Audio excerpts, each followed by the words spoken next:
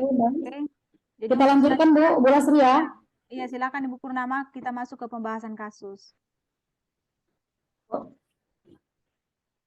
Iya, putus-putus ininya suaranya. Oke, ini komplikasi penyulit masa nifas. Iya, Bu, silakan saya sudah menampilkan soalnya, Bu, silakan dipandu untuk mahasiswa pembahasan kasusnya. Oke, baik.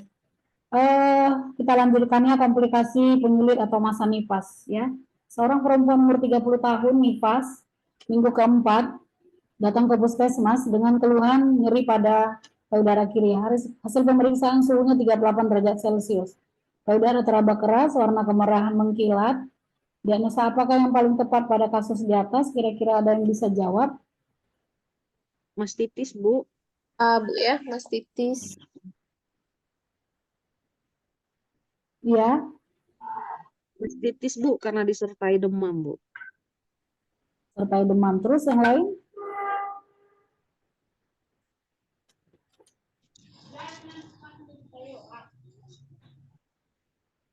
Ya, demam. Boleh ke mastitis. Terus dia teraba keras, warna kemerahan mengkilat. Kira-kira lebih condong kemana ya? Ada kira-kira masukan yang lain, Ibu-ibu? Abses payudara, Bu. Oke, keren. Siapa tuh tadi yang bilang abses payudara ya? Mutiarasia. Mutiarasia, Bu. Iya, makasih Bu Mutiarasia ya. Iya, Bu. Karena dari tanda gejalanya di sini payudara teraba keras, warna kemerahan dan mengkilat. Kalau misalnya mastitis itu tidak warna kemerahan dan mengkilat, Bu. Benar sekali. Oke. Ya. Jadi jawabannya adalah B. iya. B, Bu.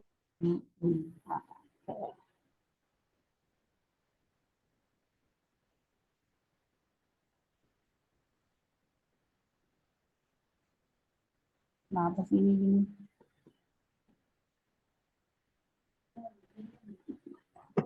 Bu ya, ini udah error deh nih. Kenapa dia bisa ke sini? Jadi ini yang nomor bukan slide-nya. Bu ya, slide ini.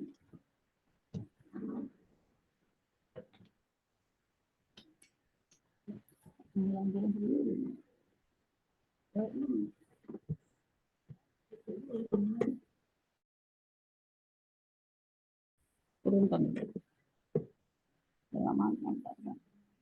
Ya, sabar ya, bayi harian nangis, tiba-tiba terutama saat menyusui.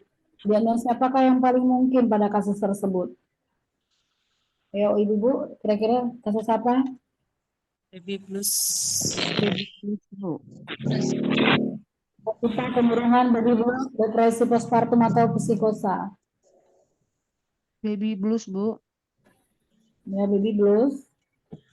Alasannya tadi kenapa ya? Di hari ke-21, Bu. Kemudian sering murung, sulit melakukan perawatan bayi harian, sering menangis tiba-tiba terutama saat menyusui. Oke. Yang lain ada kira-kira pendapatnya?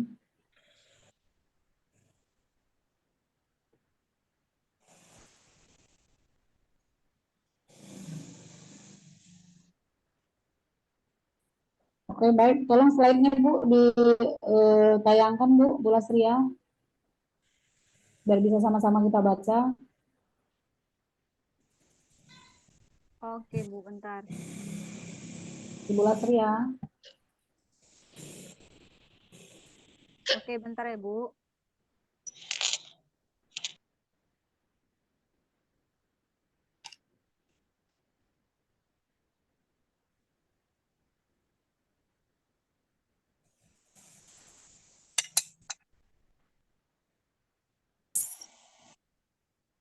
Baik, Ibu Lasria bisa kita lanjut. Silakan, Bu. Ya, jadi tadi memang benar jawabannya adalah baby blues merupakan keadaan di mana ibu merasa sedih berkaitan dengan bayinya, ditandai dengan ibu merasa cemas, kesepian, penurunan gairah seks, tidak mau mengurus bayi, tidak percaya diri, dan kadang ingin menyakiti bayinya.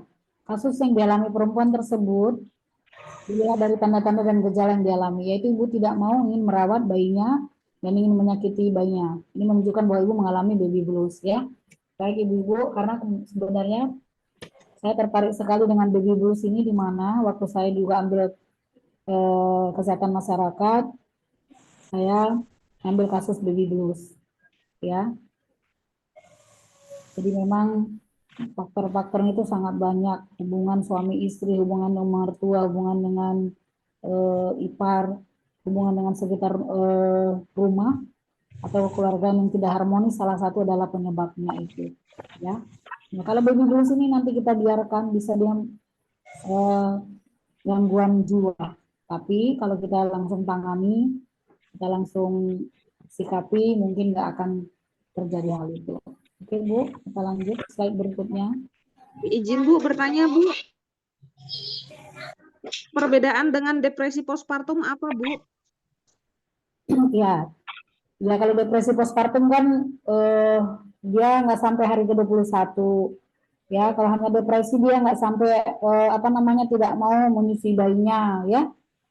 Kemudian dia juga ingin menyakiti, itu udah sampai actionnya ya. Kadang-kadang maupun dia melukai bayinya ya. Oke. Kita lanjut yang berikutnya. Bisa dibaca? Siapa yang berkenan membaca, silakan Ibu izin. Saya Bu. Ya, kami persilakan. Seorang perempuan partus 1 abortus 0 datang ke puskesmas untuk kontrol nifas hari ke-8 dengan keluhan sudah dapat beradaptasi dengan perubahan yang dialaminya. Tinggi fundus uteri pertengahan pusat simfisis dan masih mengeluarkan lokia. Lokia apakah pada kasus di atas? Lokia rubra, lokia cruenta, lokia alba, lokia serosa, dan lokia sanguinolenta. Ya, kira-kira kalau hari ke-8 ya apa ya Ibu? Serosa Bu. Serosa. Ada yang lain jawabannya?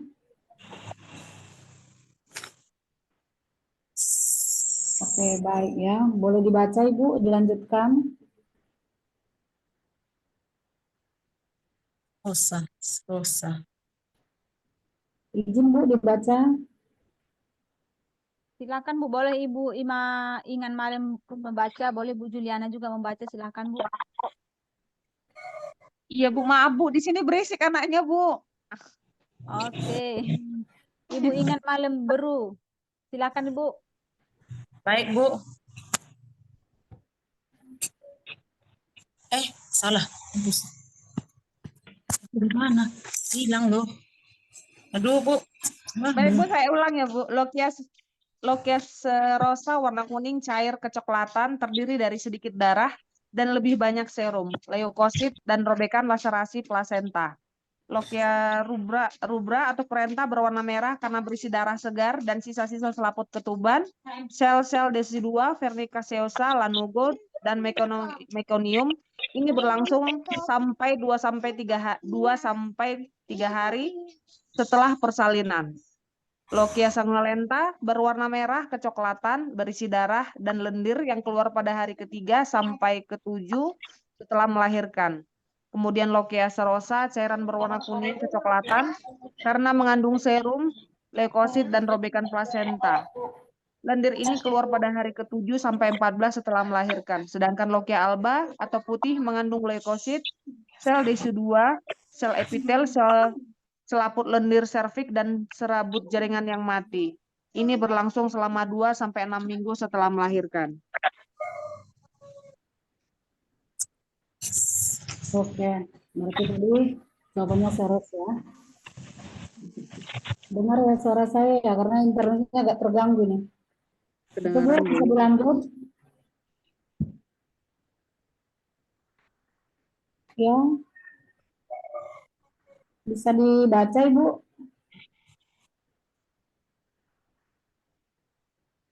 Ibu Ernawati Napitupulu boleh. Atau siapa? Ibu Ingan pun boleh. Bagaimana Bu Ingan, sudah terlihat? Sudah Bu. Silahkan Bu. Seorang perempuan umur 20 tahun P1 A0 nifas hari ke-7 dirawat di rumah sakit karena mengeluh nyeri pada luka jahitan dan demam. Keadaan umum tampak kesakitan. TD 160 mmHg, nadi 90 kali per menit, suhu 38,8 derajat Celcius, pernapasan 20 kali per menit, konjugata merah muda, kontraksi baik. Tepu 3 jari di atas simpitis. Lokhea berbau, jahitan basah. Terdapat tanda kemerahan di sekitar jahitan. Apa kondisi yang paling mungkin terjadi pada kasus Nama siapa? Elfrida. A. Infeksi pada vulva, B. Infeksi pada vagina, C. Infeksi pada perineum, E. Infeksi pada endometrium.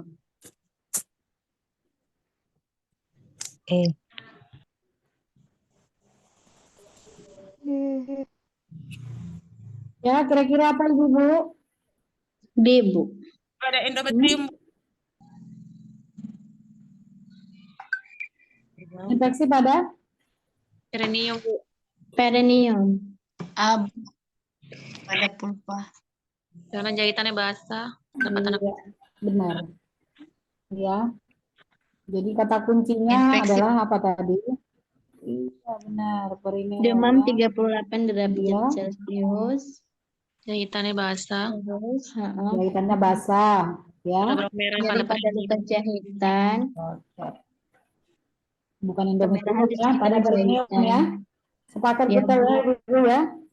Kata kuncinya tadi Ya, apa? Bu. Jahitannya basah ya, loyanya berbau. Oke, Bu. Next, Bu. Izin, Bu, saya, Ya. Bu. Ya, persilakan untuk membacanya. Seorang perempuan umur 30 tahun dengan keluhan kedua payudara terasa nyeri dan panas sejak 2 hari yang lalu. Dari anamnesis, ibu mempunyai bayi yang berusia 2 minggu dan jarang menyusui bayinya karena malas dan bayinya sering tidur. Dari pemeriksaan didapatkan hasil tekanan darah 130/80 meter hidrosium, nya 38,8 derajat Celcius, nadinya 90 kali per menit, pernapasannya 22 kali per menit. Payudara mengkilap dan kemerahan. Terdapat benjolan lunak dan berisi nanah di kedua payudara. Payudara tampak tegang. Apa yang menjadi faktor penyebab pada kasus tersebut? A. Pengeluaran ASI yang tidak efektif. B. Komplikasi lanjutan dari mastitis. C. Bakteri Staphylococcus aureus. D. Puting rusak. E. Puting lecet. Jawabannya pengeluaran ASI yang tidak efektif. Gimana pengeluaran ASI yang tidak efektif jawabannya? Efektif. Ada kira-kira yang lain? Kenapa Ibu Komplikasi alasannya lanjutan itu? dari mastitis, Bu. B, Bu. Komplikasi lanjutan dari mastitis, Bu. Hilang judulnya. Sudah hilang pula apanya Bu? Kelas apa? Oke. Bu, tolong slide-nya berikutnya jawabannya apa tadi biar bisa sama-sama kita baca ya. Bakterinya tadi bakteri Staphylococcus ya. Jadi berarti dia adalah apa? Abses payudara. Betul? Disebabkan oleh karena bakteri yang umumnya ditemukan pada kulit normal, yaitu apa? Staphylococcus aureus. Jadi ini infeksi terjadi di sini pada ibu menyusui, di mana bakteri itu masuk melalui kulit yang rusak pada awal menyusui. Itulah dia makanya bisa terjadi infeksi, ya. Oke.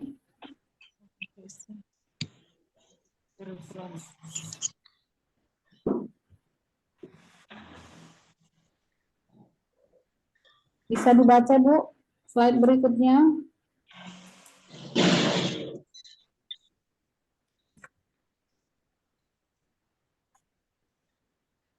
Ayo Ibu ibu-ibu yang lain, Ibu Irma Agustina, masih banyak ini. Kalau tidak, biar kita stop ya kan, Bu Purnama.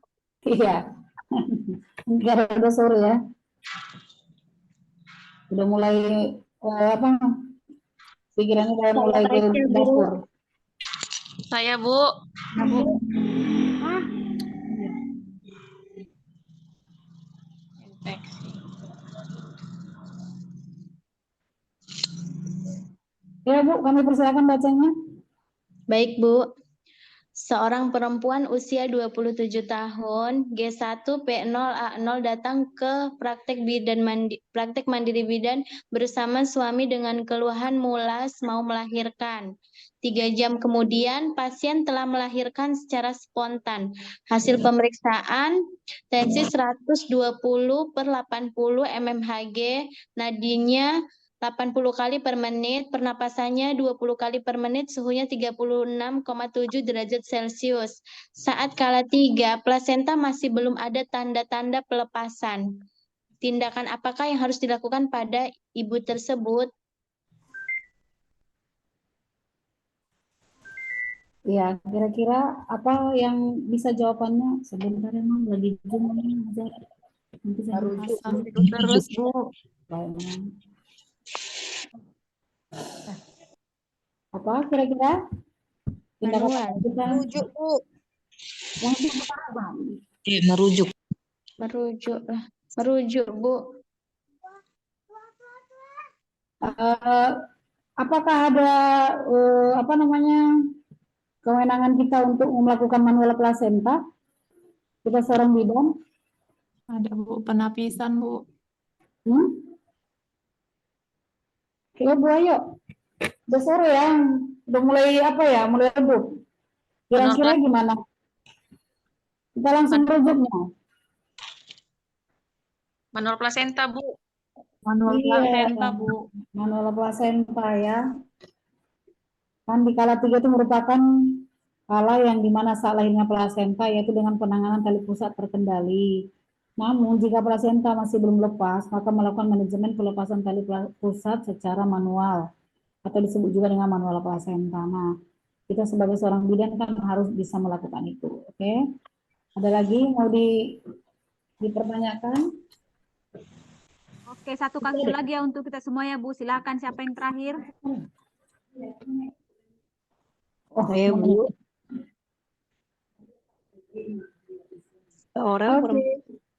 Seorang perempuan berusia 40 tahun melahirkan bayinya 3 minggu yang lalu. Datang ke rumah sakit mengeluh nyeri pada perut bagian bawah, disertai panas badan yang tinggi. Hasil pemeriksaan didapatkan tekanan darah 100/70 mmHg, suhu 39,8 derajat Celcius, nadi 80 kali per menit, pernapasan 20 kali per menit. Perdarahan per vagina berwarna kehitaman dan bau. Apakah rencana asuhan yang tepat pada kasus di atas? A. Kolaborasi tindakan, B. Beri antipiretik, C. Berikan antibiotik, D. Pasang infus, E. Observasi. A. Kolaborasi tindakan, Bu. Rencana. Kolaborasi tindakannya, kira-kira ada nggak yang lain jawabannya? Nggak ada ya, berarti kita langsung kolaborasi tindakan, karena ada lebih dari berapa minggu ya, ada tanda-tanda infeksi itu ya.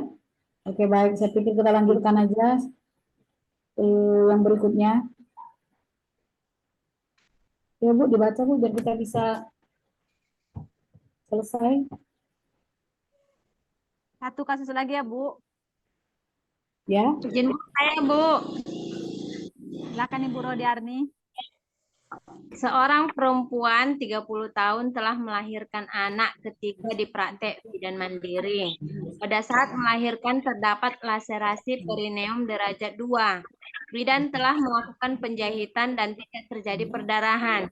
Keesokan paginya ibu mengeluh nyeri pada luka jahitan dan perut terasa mules. Hasil dari anamnesis didapatkan tanda-tanda vital ibu normal. Apakah asuhan yang dapat dilakukan untuk mengatasi pada luka jahitan tersebut? A. Senam nifas, B. Latihan jalan, C. Latihan Kegel, D. Olahraga ringan, E. Miring ke kiri dan ke kanan. Latihan jalan. Jawabannya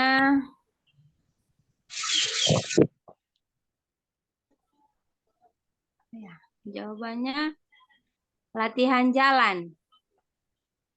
Ya, latihan jalan. Yang lain apa kira-kira? Ini kan kasusnya umur 30 tahun, telah melahirkan anak ketiga di praktek bidan mandiri, ya kan? Sepakat dulu kita itu ya. Pada saat melahirkan terdapat aspirasi perineum derajat 2. Bidan telah melakukan penjahitan dan tidak terjadi perdarahan. Berarti keesokan paginya ibu mengeluh nyeri pada luka jahitan dan perut terasa mules. Normal semua ya. Berarti apa kira-kira yang mau kita kasih asuhannya? Apakah kita latihan jalan? 6 nifas. Iya, oke Bu.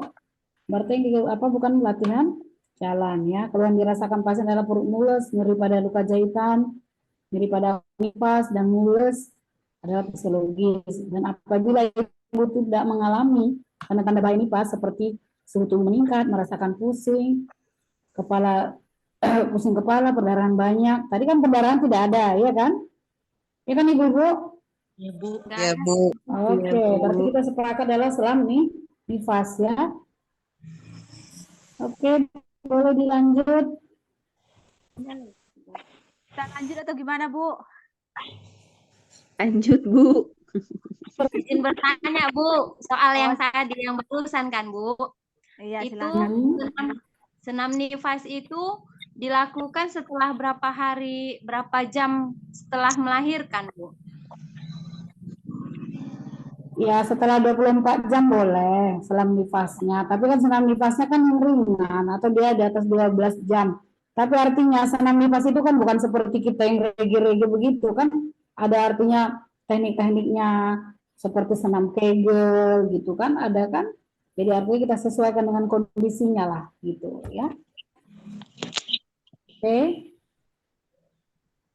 Iya, terima kasih kepada Ibu Purnama. Jadi pertanyaan tadi tuh Bu Rohdiarni, kapan nih sebaiknya dilakukan senam nifas? Kita melihat keadaan umum ataupun kondisi umum pasien. Jadi boleh dilakukan setelah 24 jam pertama atau setidaknya ibunya sudah merasa nyaman. Tentunya memang senam nifas ini bukan seperti sajojo ya kan, ada juga gerakannya kaki dulu, pinggang dulu gitu kan, baru semakin lama nifasnya barulah semakin ekstrim dia pergerakannya gitu loh Ibu Rohdiarni. Jadi tidak ada masalah untuk pelaksanaan senam nifas, tetapi tetap dilakukan di bawah pengawasan dan melihat kondisi umum ibu. Oke Ibu Rohdiarni, kalau yang tadi kan kondisinya bagus, hari kedua nifasnya, berarti kan ada katanya itu kontraksi yang terjadi sehingga ibunya merasa mules, itu kontraksi pada ibu nifas. Oke, untuk hari ini pertemuannya saya pikir sangat bermanfaat. Apakah ada yang mau didiskusikan lagi? Jika masih ada, mumpung Ibu Purnama masih di Zoom, silahkan Bu, kalau masih ada yang mau ditanya.